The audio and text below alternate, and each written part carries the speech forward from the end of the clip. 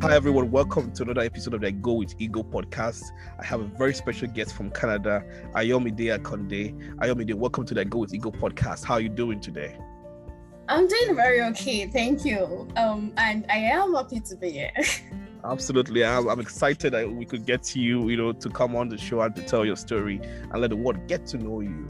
So, without wasting much time, tell us something about you, something exciting, something you want my audience to know about you. Okay, so I thought about that question and I'm like, oh my God, is there anything exciting about me? But yes.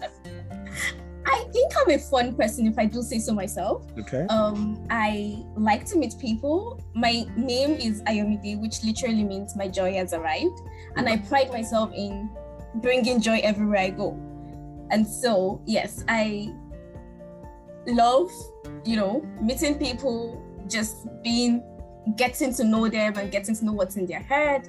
And I feel like that's one of the reasons why I am where I am, because Vancouver is a very diverse place, and it's also one of the reasons why I've tried so far where I am.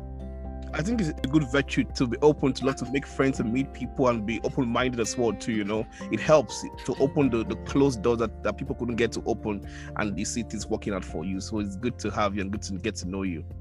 Yeah, I agree. Thank you. Sure, you're welcome. Where are you from? What country? And tell us something you did back home that was fun to you and why you chose Canada. Okay, so I am Nigerian, and I am Yoruba. I'm from Oyo State, nice. Specifically Ibadan. but I did not grow up in Ibadan. I was born and raised in Lagos. Yeah, I lived in Lagos for about 16 years until I went to school. Eventually, I went to the University of Ibadan, so I did spend quite a number of time in Ibadan. School was fun for me, to be honest, because I was always this very quiet child growing up. And at home, I also had very protective parents. I'm the only girl in my family, so nice. You can imagine why. Yeah, but going to Ibadan and going to UI was really exciting. Getting to meet people, getting to be in these different spaces, volunteering for stuff. I did volunteer for a lot of things because I found it fun. I found it fun and rewarding, going for charities or even youth organizations like TEDx and things like that. Yeah, those were the highlights of my time in Nigeria, I would say. Well, that's good to hear. UI is one of the respected schools we have in Nigeria. It's first and best. Right, it's one of the great schools we have in Nigeria. So when you say you went to UI, we give you respect. Even those that went to Uniben, that another schools, Unilag, wait first. UI is a school to be in. So I'm glad you had that experience. So you could tell people that the experience was good for you, right? Yes, definitely was. And my time in UI also definitely contributed to me being in Canada today. UI is a good school. Well, I'm glad to hear that, and I'm glad to know that you had that experience that's helped you here in Vancouver and Canada to keep pushing to be the best. There's so many countries in the world. There's US, come to America. I'm in America. Come on, there's so many countries in the world. So why did you choose Canada? Tell me. That's an interesting question. Initially, when I was looking out for opportunities for grad school, I was specific about the US or Canada. I was pretty much open to both, mostly because, I'm in chemistry, science, funding, those things are in the US, US, Canada, North America, that's the place you want to be. Yeah, because the funding opportunities are, especially if you're in STEM, the funding opportunities are quite there. And I did get an offer to a school in the US. Okay. And I also got an offer to a school in Canada. And yeah, I had to do a pros and cons list. Okay.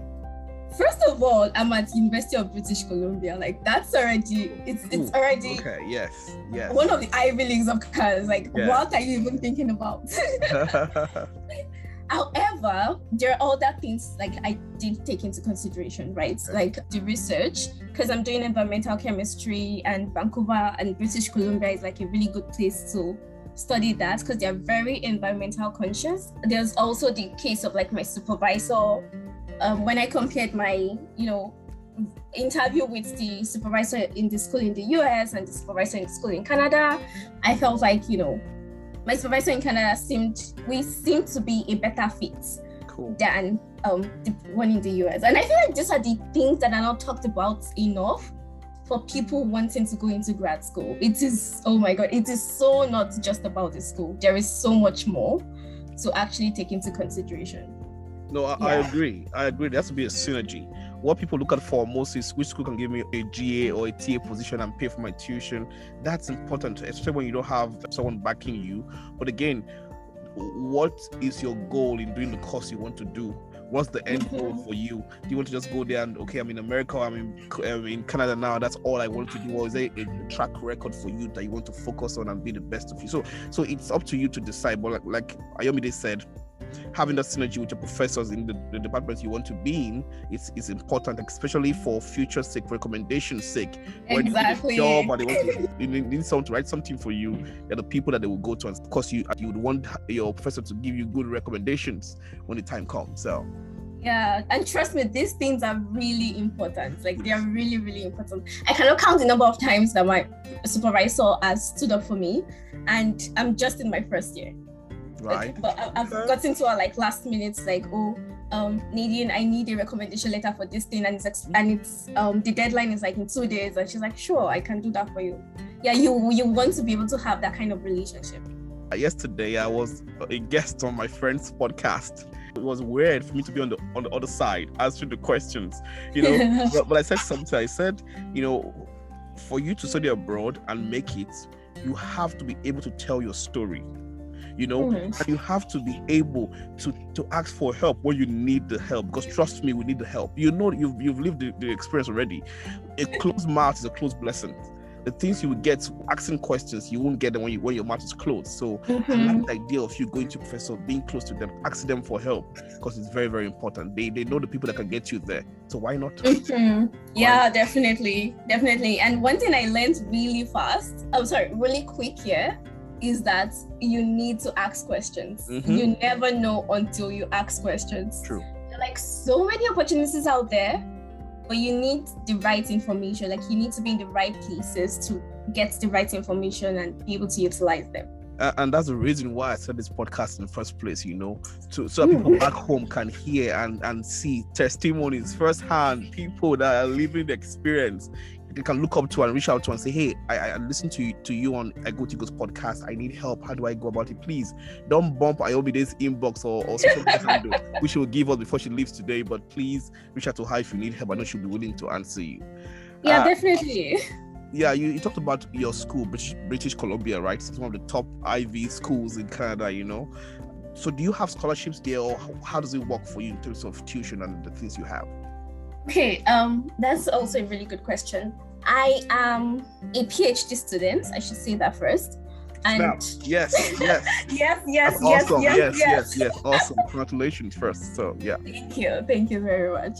I am a PhD student, and the way graduate school works here, at least so I can say this in my program, and like for my department, for my school specifically. This might not cut across board. However, that information is out there. Like, you just need to go to the school's website and, find the information or send emails for like specific details about your department of interest. So back to your question. For me, I am being funded by the university, yes. My tuition is paid by awards from the university. And I also work as a research assistant for my supervisor, which is pretty cool, because it's like I'm a research assistant for her, and she's paying me, but I'm working on my research. So it's like very lovely balance. Two blessings, all around, all blessings. Exactly. And then I also work as a teaching assistant for the department. Yeah, well, Vancouver is quite an expensive place to live, so you need the money. And it is doable. I mean, I am doing it. I'm working as a TA and an RA, and you just have to find the right balance. But the great thing is you get paid, and I sustain myself like through the money I get paid. I pay rent, pay my bills, and even send money back home. Yeah, so it is doable. You know, I tell people, they say, oh, I don't have any money coming. I came to America not knowing anybody, but not having money, you know, but we find our way. In Nigeria, we hustle. You have my God. You know, you have to be able to find a way, tell people your story for doors to be open to you. When I came here, I went to community college, went to get a full tuition from community college to do my bachelor's degree. I finished bachelor's degree. I did, now I'm doing my second master's again now. You know, my father is saying, go for PhD. I'm like, hey, calm down, friend, calm down. Let me finish this one first. You know, I'm finishing in December, you know, then I can, you know, breathe, then go for PhD. And then go for it. But it's a lot. Amazing. Yeah, so I'm starting from scratch. It wasn't easy, you know, but everything is doable once you believe and once you never, ever, ever give up. Well, you both heard from my very special guest, Ayomide. We'll go on a short break now. We'll come back from the break. Ayomide will tell us more about herself and more about the course she does and what she hopes to do in the future. We'll be right back.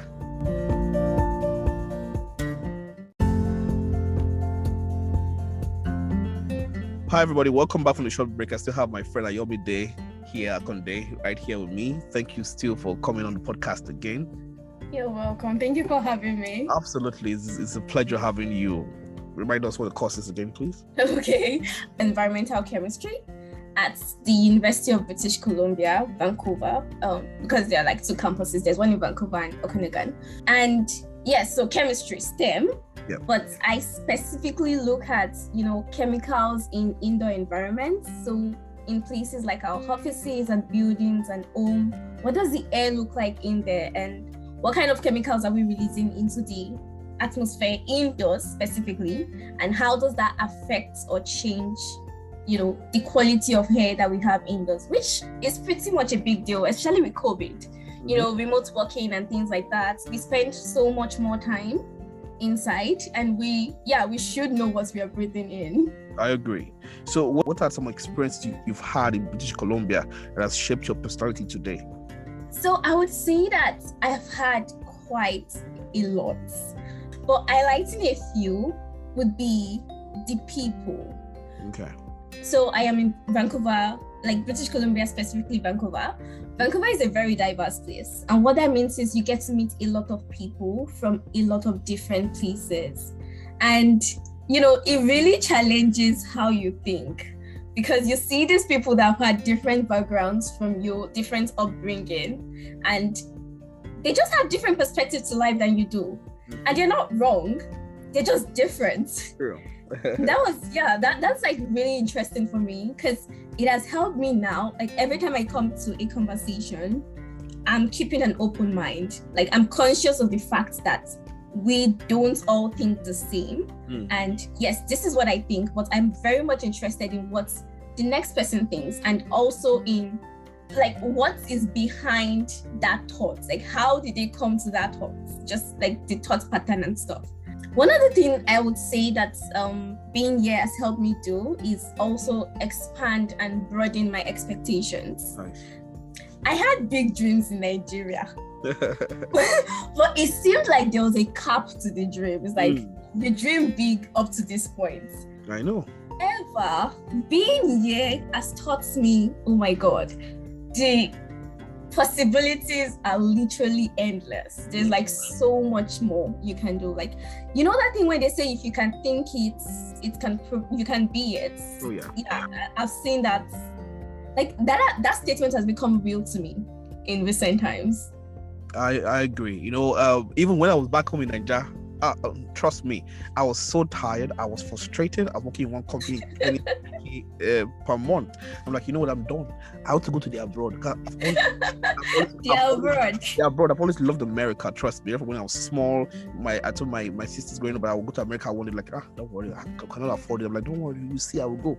You know, so I understand where you're coming from in terms of that cap. Like it's like a dome. You know, from seeing what the true life is out there. And that's why I tell people you have to take risk. You have to take risk. Absolutely. Healthy risk, mad risk that you know would pay. And I think that risk you took and I took is working for us so far. Let's take a step back, okay? People have heard the story. They want to, you know, come from Nigeria and say, hey, how did she even start? What did she start to do? How did she get the PhD? Or did she get the master's first? So tell us, what did you do, you know, to get the PhD you have now? Okay, so one easy way to do this is to just say, like, just walk you through my story. Yeah, I just feel like it's easier because you can literally see what I did, and you can see that the journey was not smooth at all. Okay, so like I said earlier, I went to the University of Ibadan. I wanted to study medicine in my first year and somehow found myself in chemistry. You know, I don't know if they told you that line that you can cross. My people, nalayo. It's not possible. Yeah, so first year, I really did not know what I was doing. You know, I was just in this course that I was just there. However, I always had the tendency to, you know, try to be the best in whatever I did. So it's like, well, even if I'm just here, like I don't want to be here, I will still try my best. And so I worked that, I was like that to my 100 level. And then by the time I got to 300 level, 400 level, by then, you know, I had gone for internships. I had seen that, oh, chemistry was fun. You know, there was like endless possibilities. I really wanted to be able to do something with chemistry. I was no longer interested in medicine at this time.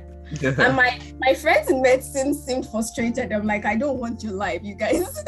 Okay, so by my 400 level, I decided that I wanted to do a PhD because, well, from what I had seen, for you to climb up the ladder in research, you want to have a master's or a PhD. And I was also very keen on like going into the academia. And so I decided I was going to do a PhD. I spoke to a couple of friends who were ahead of me at that time. And this is another important thing. Talk to people. Like, you need to talk to people. The information is out there. You just have to meet them and talk to them. Spoke to a couple of friends. I learned about the GRE for the first time in my 400 level second semester, close to graduation. I got materials. One thing I should say is that I come from a very average family. So even at that time, where money for GRE exam was going to come from, I don't know. But again, step of faith. So I got my GRE materials. I went for NYSC, spent that 1 year trying to save money. Fortunately, also got a scholarship to write my GRE. And I wrote my GRE. And I had, I think about 309 or something around that line, something around that point. And again, I wrote just GRE. I didn't write TOEFL. Like, let's remember, backtrack. I don't get money. So I had to look for schools that didn't require me to write a test of English, actually. Schools that I could just apply with my GRE to. And again, remember that I said I always wanted to do a PhD. And I also felt like God was leading me to do a PhD. Like, God is a really big factor in everything I do. And so I applied for only PhD programs. And this is one thing that you should also know. You can go from a BSc to a PhD. I'm glad you told me. Yes. It is doable. I am doing it. A couple of my friends are also doing it at the same time. Like, especially in the US, there's like a lot of opportunities for you to do that. In Canada, it might be restrictive, but it's also present. Like, you just have to find it. Again, I'm doing it. I'm in Canada. I don't know a lot about educational system in Europe, so I can't say a lot about that actually. Yeah, so I applied for PhD programs. I got into UBC. I also got into a school in the US. Let's not mention the name because I don't want them to know that I rejected them. Oh, wow. I also got into a school in the US. So in the whole application process, one thing to note is you want to send mails to your professors, you know, even if they don't respond to you or even if you don't get to even work with them, you want them to know you. Mm-hmm. You genuinely want to like what you do. So you want to talk to professors, get to know what they do. And if you're interested, send emails to them. Let them know that you're interested. You read this paper, it seemed really cool. You read this paper, you have a question about it. You have this background and you think you'll be a good fit for their lab. Like, ask these questions, send these emails. The worst you can get is a no. Abby? Like, my supervisor always says that you lose 100% of the chances you don't take. The minute you take the chance, yeah, it's no longer 100%. It reduces. Yeah. And so, yeah, I did the application process. I got the admissions. I applied to 4 schools. I got rejected from 2. And I got accepted into 2. And this is another thing I would like recommend. So, yeah, apply to as many schools as you can, as much as your pocket can afford, because I know application fees expensive and not cheap. By the way, if you're in chemistry and you want to apply to UBC, the application fee is free. Nice. Just putting that out there. It is free. Free is good too. So free is good. Free is very good. Very, very, very good. Yeah, that's like that kind of sums it up. And then Nice. the visa interview. The visa process. My first application got rejected, and then I applied again. And I just think this because, it's important to know that the journey might not be smooth. True. It can be bumpy, but it is doable. Again, and that frustrating thing was I came during COVID, and it was hard. Traveling during COVID was hard. Let's not go into details because it was just like spare time. Yeah, I can imagine. Of course, transitioning in COVID is hard. I moved from my old city to my new city now, where my school is now, in the middle of COVID. So I understand what it means to move in the middle of COVID. It's crazy. No friends, no people to talk to, no one to say hi to. It is hard. And for I'll use the word, not me extrovert like me. Trust me, I try from energy from people's energy. You see, so it's hard when I moved in, but I understand what you mean by moving in the middle of COVID. But I'm glad you're settled in now, and I hope you've made some friends. Oh, I have made a lot of friends actually. Good. Again, awesome. I'm a people person, so awesome. If I want to be your friend, I'll be your friend. Right. Well, that's good to hear. And I hope from here we can go on forwards. We can be good friends. Absolutely. I mean, you're a celebrity. Please, I want to form celeb. Okay. Thank you. Alrighty. Well, I'll take that. Have you had any position of leadership? Well, external leadership positions, no. However, working as a teaching assistant has been very interesting. My first experience as like teaching a lab, because chemistry, but I guess you can also teach in like a lecture, but I was teaching a lab, and literally being the teacher, like, is this transition from a student to a teacher. It's like, today you're a student and tomorrow you have to transition to being a teacher. It's very interesting. Initially it was a bit challenging, to be fair, because new system, new environment, new people, new faces. However, it is very rewarding. And one thing I have learned, like just being in that role, is that you don't need to know all the answers. Oh yeah.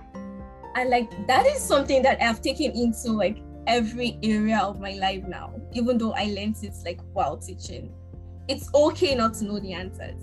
It's okay to just say, oh, I don't know, I will get back to you on this, or like I would ask questions, or like I would come back to you, or even go to somebody else with the question. Yeah. Like, yeah, if you don't, it's okay to accept help in that space. If you can't do it and somebody else can, absolutely give it to them. Like, it's so much of an interdependent way of living. It's more than like the independence they teach us back home. You know how back home you have to be able to do everything. It has to be you. And yeah, it's really not like that. Like, you do the things you can do, you ask for help for the things you can't, and you allow people to help you. And that's important, allowing people to help you when you cannot do it all. Because trust me, you cannot do it all. Yes, you're in Vancouver. I know, yes, you moved in the middle of COVID. What are some exciting things you've done in Canada, in Vancouver? And what are some things you would want to do or you hope to do in the future? Okay, yes, this gets me excited. So far, first of all, I need to put this out there. British Columbia is like one of the most beautiful places on earth, in my opinion. Okay. And I've also not been to a lot of places. I've not been to a lot of places. I've only been to Nigeria and Canada. I've been to Alberta. Okay, so British Columbia is one of the beautiful places on earth, and in the sense that Vancouver gives you this city country vibe. It's like you're in the city, but you also have you have nature just there. You can go hiking on mountains and see the beautiful lakes and things like that. And yeah, in terms of like exciting things I've done, going hiking is one of them. I remember my first hike. Oh my god, they told me it was easy. They lied. Yeah, lies. Hiking. 10 minutes in, 10 minutes, 5 minutes in, climbing the stairs, like it was really steep. I was questioning my life choices. It's like, why did I even come here? However, when you get to the top of the mountain and you look down, oh my God, it is the most amazing feeling ever. So yeah, going hiking is one of it. I went curling with some of my lab group because yeah, we work hard and we play hard too. That's what's up. Very important though, very important in life. Yeah. But some of the things I would still like to do and some of the things I look forward to doing is I really want to go to Toronto. There's this, I think it's called Niagara Falls that everybody talks about. Yes. And I'm always sulky when somebody's talking about it and I'm like, I've not been there. Yeah. So I really want to get to do that. I just might do that this year. Okay. Let's see how the year goes. Right. I also want to go, I think it's called Sighting Whales. Okay. So apparently there's some places, in Canada you can go to where you see the whales because we're close to the Pacific Ocean, right? Right. Yes. Yeah, that's also like on my bucket list. Traveling the world is also my bucket list. Like I said earlier, I've only been to Nigeria, Canada, and Vancouver. Yeah. Well, yeah, for me, I love traveling, so I understand. I enjoy traveling. Over the weekend, I was somewhere. Now, next weekend, I'll be somewhere else again. I love to travel. Must be fun. If not, I'm going to Italy this summer. I would have come to British Columbia, so I'll push my travels to British Columbia to next summer. I can't come in December because it will be too cold. I don't do it cold, so next summer I will stop by. Okay, I will be expecting you. For those that are listening to you now from Nigeria, from Africa, from everywhere around the world, I want to follow the same footsteps you follow. I want to and say, oh, I heard Ayomide. I love her story. I want to do my PhD. I want to be like her. What words of encouragement do you have to tell them? This might sound really simple, but my word of encouragement to you is it's possible. For real. It is possible. Like, if you decide that you want to do it, the universe is going to work in your favor. God is going to work in your favor. And it might not be a smooth ride. It would probably be bumpy. It might take longer than you think, or even shorter. You never know. But I know that it's possible. Dreams become realities. I'm living out my reality. Absolutely, yes. Wise words there. You know, I mean, thank you so much for being a guest on our podcast today. I'm super excited to have you. Thank you. Finally, before I let you go for the podcast, you have to do some things for the people you care about. Who do you give a shout out to? Shout out to anybody. Shout out. Okay, so I have so many people. Oh my God, I know a lot of people, but one of the people I would like to give shout out to are people that have made my life in Vancouver amazing. Like the community I've found, my church, Origin Church, my friend who I currently live with, Adenike, my lab mate, NBD group, and my supervisor, of course. She's amazing. Well, my supervisor's name is Nadine. You can follow her on Instagram. I cannot remember her Instagram handle, but I think it's Nadine Boudouas. I am grateful for my family. I love them. I'm glad that, you know, they allowed me to do this. It wasn't easy, I know. Like, looking for money was hard, but they're amazing. I have 3 brothers. I have a niece, and they're like the most adorable people to me. Yeah. Well, are you the last of the kids? No, so I have an elder brother who is married with a child. So she's 2 actually. And then I have an immediate younger brother that we fight all the time till now. Yes. And I have a baby brother who is my world. That's like my favorite person in the world. That's sweet. Well, I was almost saying because I'm the last of 5. And they're all married. I have so many nieces and nephews. I'm like, okay, Uncle Ego. I'm like, please don't commit to that. I don't have money. I'm broke. So we just get ready when they start calling you for money, you know. I'm already getting ready. Oh my God. Yeah, but anyways, it's been wonderful to have you. So for those that want to reach out to you, how can they reach out to you?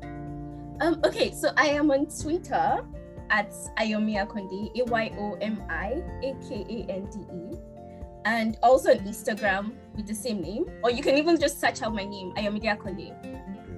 My email address is aayoakande@gmail.com, and you can reach out to me by email. So I will definitely respond if you. Yeah, I will. Awesome. It might take time. I'm sorry, but I will definitely respond. Of course, you.